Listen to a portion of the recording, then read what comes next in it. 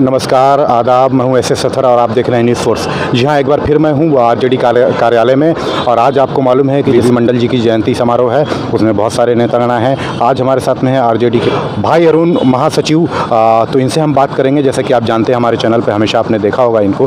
हम आज भी इनसे जनगणना के मुद्दे पर और बीपी मंडल जी की जयंती पर क्या कहना चाहते हैं। स्वर्गीय बीपी मंडल जी जो हैं हमारे पुरखे हैं, और ये इन्हीं का बनाया हुआ मंडल आयोग, जो कि केंद्र सरकार ने सभी सिफारिशें, अभी नहीं सिर्फ 2 सिफारिशें इसे मानकर लागू किया, जिससे कि अति पिछड़ा वर्ग के लोगों को नौकरियों में रिजर्वेशन 27% दिया गया।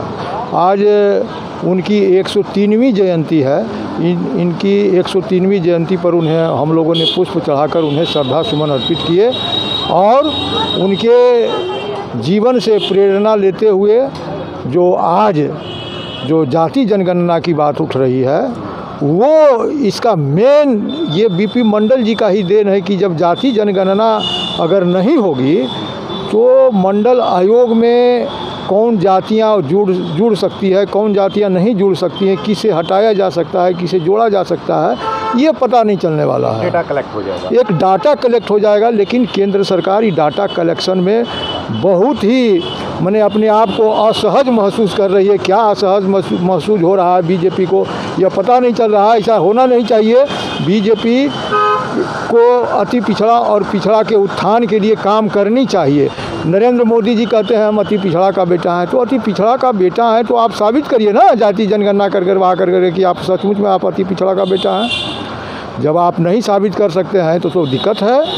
आज जातीय जनगणना के मामले पर आप चुप साधे हुए हैं। पूरे बिहार का और विपक्ष और विधानसभा सर्वसम्मति से पारित करके जातीय जनगणना की मांग की है। तो वो जातीय जनगणना की जो मांग किए हैं उन पर उनको मान लेनी चाहिए। बिहार के जो विधानसभा का प्रस्ताव है उसे मान करके जाति आधारित जनगणना में क्या होता है, कौन जाति का क्या इनकम है, वह क्या कर रहा है, महावीर स्थान के बाहर कौन भीख मांग रहा है, मस्जिद के आगे कौन भीख मांग रहा है, कौन जाति के लोग हैं, कौन धर्म के लोग हैं, ये जब तक नहीं बनेगा हम योजना नहीं बना पाएंगे। यानी आपका इशारा जो मुस्लिम भी दलित हैं उनके बारे में जी, मुस्लिम दलित हो, मुस्लिम अति पिछड़ा हो, जो भी हो।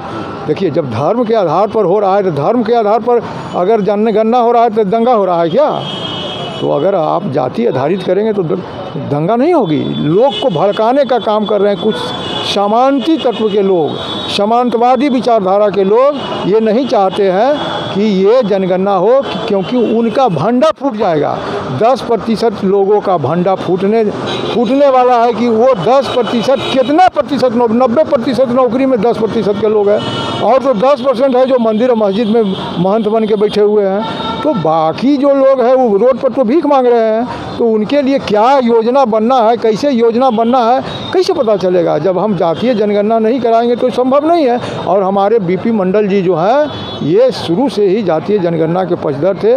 आज उनके जन्मदिन पर फिर मैं मांग करता हूं प्रधानमंत्री से कि आप अति पिछड़ा का बेटा है तो सिद्ध करिए और जातीय जनगणना करवाइए, जाति आधारित जनगणना करवाइए। आप मंदिर में भी आरक्षण की बात उठती है कई बार, तो क्या आप लोग समर्थन करते हैं इसका कि मंदिर में भी जो पुजारी होते हैं उनमें भी आरक्षण होना? देखिए, मंदिर में कोई लोग सोचता है कि वो पुजारी है या वो पूजा करते हैं, ये नहीं है। वो एक व्यवसाय है। ये ब्राह्मणों का व्यवसाय है। ये मंदिर में जितना पैसा आता है सब अपन पॉकेट में डाल देते हैं।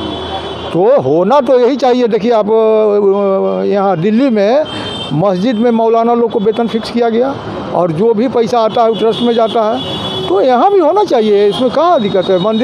मंदिर में जो भी ब्राह्मण कोई पूजा करने वाला, कोई ज़रूरी नहीं कि ब्राह्मण हो, जो ज्ञानी हो, जो पढ़ा लिखा हो, जो शास्त्र का ज्ञाता हो, ब्रह्म पंडित हो सकता है। और उसको एक वेतन दीजिए, वेतन दे करके उनको अथी करिए। और बाकी जो पैसा आता है मंदिर में चढ़ावा के रूप में, उसे ट्रस्ट में रखिए।